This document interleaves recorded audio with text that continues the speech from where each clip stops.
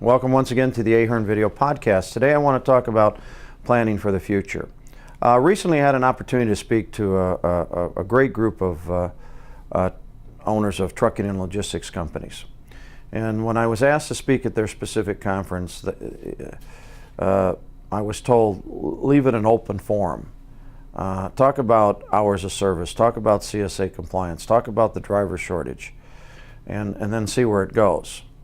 So as I got up to speak, I asked if anybody had any questions, and there was dead silence. So nobody had any concerns about CSA, nobody had any concerns about hours of service.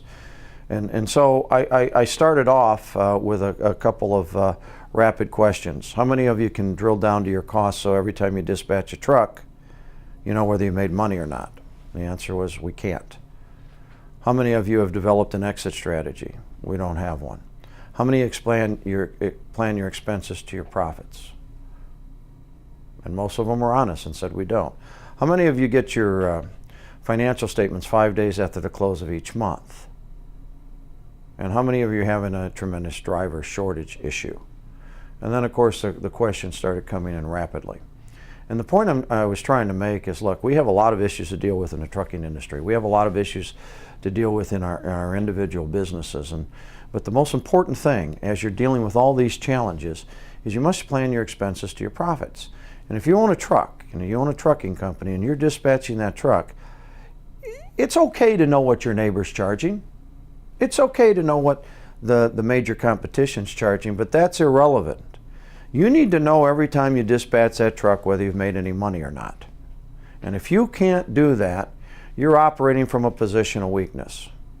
Of course, one of the individuals at the conference was saying, well, I can't afford $200,000. And I said, you don't have to. There's a lot of programs out. I touched on our program, but I said I'm not here to talk about it. But in our program, we can take your own P&L statement, all your operation statistical data is within 30 days. We can put it into a laptop or an iPad, your laptop or your PC, and then you can push a button in 5 seconds. You're going to have an answer. If I dispatch my truck to this in this specific location, what kind of rates do I need? What's my operating cost? If I use independent contractors instead of company trucks, what's going to be the rate of return? And the reason that's important is because it's all based on your cost. What happens if fuel spikes up? Where do my rates have to go? What happens if fuel spikes down? What happens if I don't get the right fuel surcharge? What happens if I dispatch from this terminal instead of the other terminal? But it has to be based on your own operating cost. And I'm not trying to sell our software, because we provide it mostly to our clients. But I think the point is, you don't have to tie it into your dispatch. You don't have to integrate it into your billing. You want to use this as a pricing tool. The other thing I ask is, how many of you have an exit strategy? And nobody did. How many of you know what your business is worth? None of them did. Well, then what are you going to do? Wake up one day when you're on your deathbed, or you're not feeling good, or you're too tired, or it's too challenging, and say, okay, open up the floodgates, I want $1 gazillion. Well, that's not going to happen. You need to plan for your future. And one of the most important things I touched on is that it's an emotional process. You need to be emotionally prepared to let go.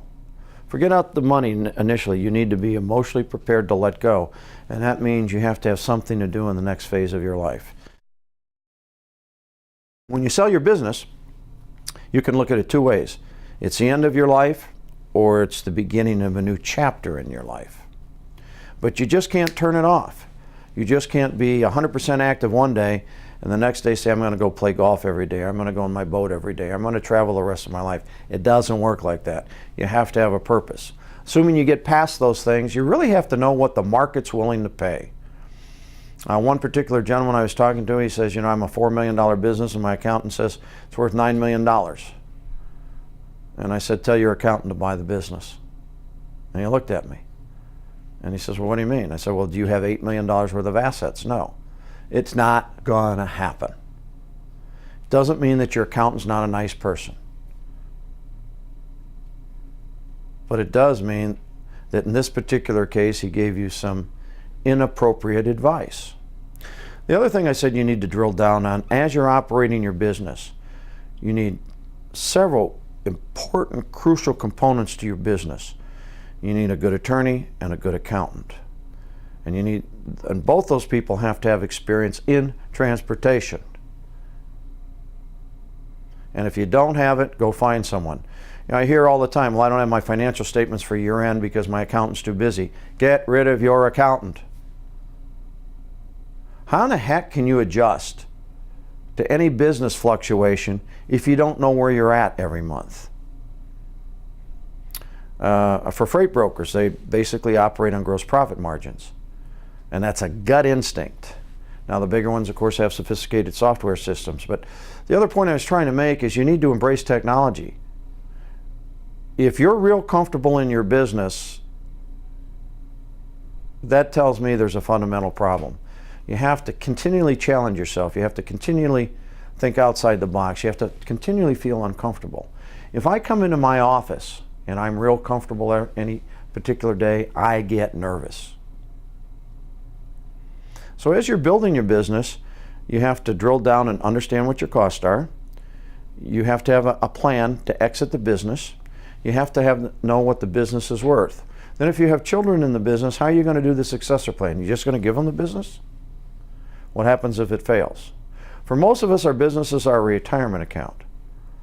And the point to all this rhetoric today is you need to plan, plan, plan, plan, plan. You need to change, change, change, change, change. You need to continually make yourself feel uncomfortable because things keep evolving so quickly. And since trucking is a pennies business, you have to always watch your pennies. Until next time, thank you for attending the podcast.